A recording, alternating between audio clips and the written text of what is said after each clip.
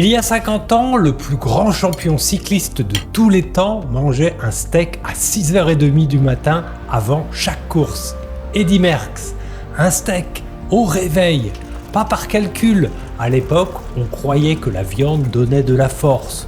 Aucune étude, aucune mesure, de la croyance. Aujourd'hui, chaque équipe du Tour a son nutritionniste. Le petit déjeuner est pesé, calculé, composé au gramme près, 4 heures avant le départ. En 50 ans, le petit déjeuner des champions a été entièrement repensé. Le vôtre, non. Vous mangez à peu près la même chose qu'à 20 ans, la même assiette, le même bol, le même geste, 20 000 fois dans une vie, sans jamais vous poser la seule question qui compte, est-ce que c'est encore bon pour vous à 50 ans ? Alors j'ai répondu à cette question. J'ai noté les grands petits déjeuners du monde sur 20 avec 4 critères très précis. Le petit déjeuner français, 7 sur 20, pire que de ne rien manger du tout. Alors, souvenez-vous de votre assiette de ce matin. À la fin, vous la noterez avec moi. Bienvenue sur Japandi Plus. On vous a répété toute votre vie que le petit déjeuner était le repas le plus important de la journée. Cette phrase n'a pas été écrite par un médecin, elle a été popularisée par l'industrie des céréales, par des gens qui avaient des boîtes à vendre. Et non, sauter le petit déjeuner ne met pas votre métabolisme en veille. C'est une légende. Attention, je ne dis pas qu'il ne sert à rien. Selon votre âge et votre entraînement, il peut compter beaucoup. Ce que je dis, c'est que la question n'a jamais été de savoir quand vous mangez, la vraie question, c'est quoi ? Alors, on va tout reprendre. La méthode, les 5 petits déjeuners du monde, du pire au meilleur, et à la fin, ce que je mange moi, à 55 ans, après 25 ans ici au Japon. D'abord, la règle du jeu. Parce qu'un classement sans méthode, c'est juste un avis. Et cette méthode, je ne l'ai pas inventée. Il existe un consortium international de chercheurs, l'International Breakfast Research Initiative, dont c'est le seul métier. 4 critères, 5 poids chacun, 20 au total. 1. Les protéines. Après 50 ans, votre muscle devient plus sourd au signal des acides aminés. Il faut une dose plus élevée pour déclencher la reconstruction. 2. La glycémie. Un pic de sucre suivi d'une chute ou une courbe stable. 3. La satiété. Vous tenez jusqu'au déjeuner ou vous ouvrez le placard à 11 heures. 4. La transformation. Et important, je ne note pas les pays. Je note des modèles alimentaires. Les assiettes, pas les gens. Allez, on commence par le fond du classement. États-Unis, le bol de céréales, le verre de jus d'orange, les pancakes et leur sirop. Protéines 1, glycémie 1, satiété 1, transformation 0, 3 sur 20, le dernier est de loin. 0 en transformation, le seul du classement parce que chaque composant, sans exception, sort d'une usine. Et maintenant, chez nous, la tartine, le beurre, la confiture, le jus d'orange, le croissant du dimanche. Protéines 1, 5 à 8 grammes, très loin du seuil. Glycémie 1, pain blanc, confiture, jus, une vague de sucre.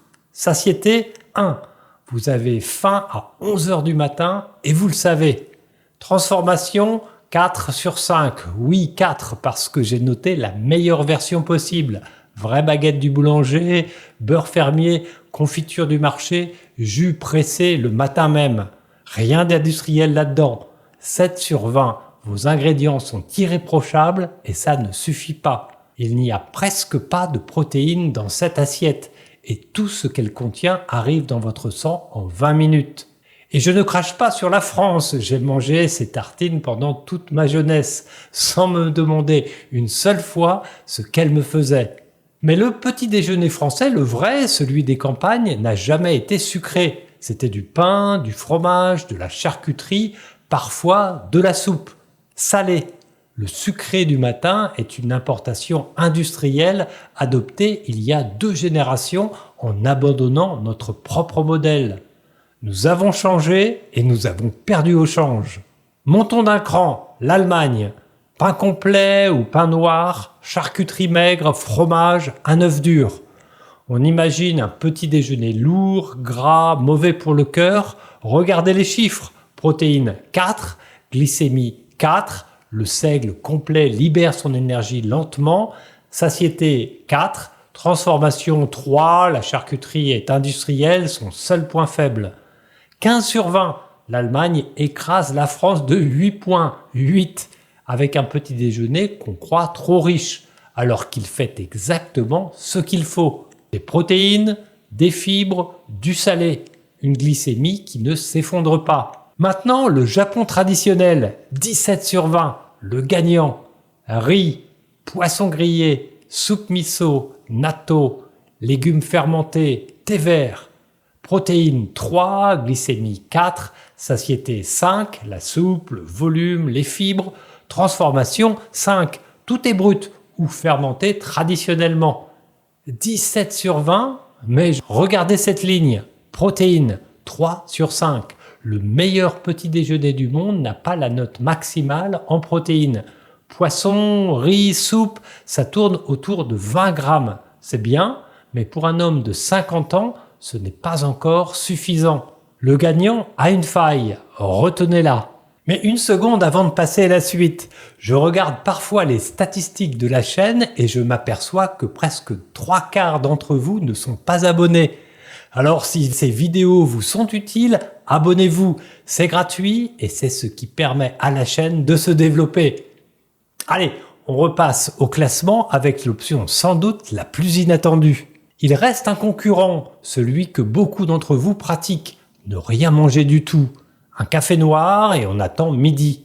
Protéines 1, glycémie 5 sur 5, il n'y a rien à faire monter. Satiété 2, transformation 5.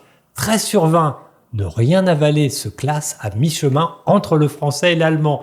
6 points au-dessus de la tartine confiture. Sur le plan métabolique, le jeûne du matin est parfaitement défendable et j'en ai parlé en détail dans ma vidéo sur l'autophagie. Mais il a un coût. Après 50 ans, votre muscle ne stocke pas les protéines comme une batterie. Il fonctionne par impulsion.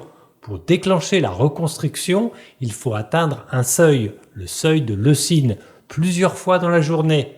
4 signaux, matin, midi, après l'effort et soir. Sautez le petit déjeuner et vous supprimez le premier signal. Il vous reste 3 occasions au lieu de 4 pour dire à votre corps de reconstruire. Le jeûne du matin protège votre glycémie, mais il vous coûte un signal de reconstruction et à 50 ans, vous n'en avez aucun à perdre. Alors voilà ce que je mange tous les matins. Des galettes de sarrasin, 3 œufs, du poulet, des légumes et un café. Et je ne vais pas la noter, cette assiette. Ce serait facile de se donner la meilleure note sur son propre classement. J'ai pris ce que les gagnants du classement avaient en commun et je l'ai composé avec ce que j'aime. Du salé, de vraies protéines largement au-dessus du seuil grâce aux œufs et au poulet, une glycémie stable et rien qui ne sorte d'une usine. Et le sarrasin, c'est plutôt personnel. Je suis d'origine bretonne, la galette de sarrasin, j'ai grandi avec. Maintenant, reprenez les 3 choses que vous avez mangées ce matin. Salé ou sucré? De vraies protéines? Vous avez tenu jusqu'à midi? Et combien de ces aliments sont sortis d'une usine? Vous avez votre note. Postez-la en commentaire. Je suis curieux de voir où se situe cette communauté. En 50 ans, les champions ont tout changé dans leur assiette du matin. Merckx a compris qu'il se trompait. À nous de comprendre aussi. Abonnez-vous à Japan D+ et roulez plus loin.